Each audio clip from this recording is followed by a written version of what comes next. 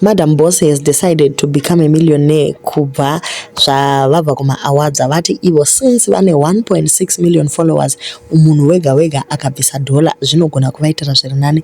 Welcome back to your channel. Please don't forget to like and subscribe. Imikani nyaya yacho yakaoma zvikuru. Vatoraiza ivo £275 out of £10,000 go yakaisiwa.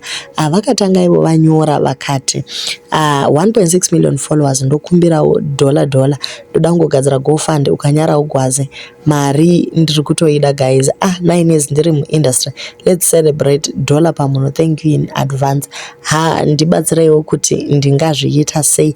Olinda Chapel, the Queen of Peace na Angel Uru Love ndo vanhu vakategewa vakanzi vabatsire kuti gadzire GoFundMe inogona kubatsira Madam Boss. Sister yacho yakabva yangu jambira padenga since vari chiremba. Vabva vangogadzira GoFundMe vachibva vaposta link vakati since numbers don't lie une mafollowers akawanda handei nenyaya yacho. So yakanyorwa ikanzi, hi, my name is Fungai Mtisi. I'm a business development manager for Tyra Munetsiwa, popularly known as Madam Boss from Zimbabwe. Tyra has been an icon through her exceptional talent and creativity. He has acquired a lot of recognition from regional to international platforms as a comedian. Tyra has inspired many people through her comedy skits and has created a career for herself. In the quest to expand and to compete with world-renowned artists, the goal for the year 2024 is to acquire state-of-the-art equipment which will position her creativity and content to world-class standards.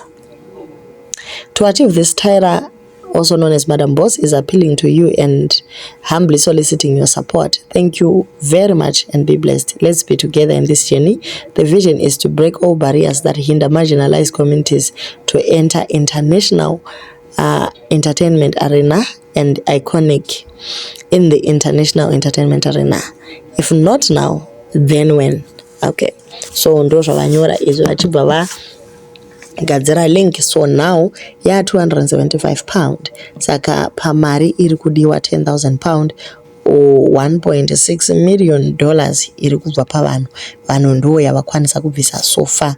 Saka ndo zvaataura musikana akati aiwaka, if not now when be a boss.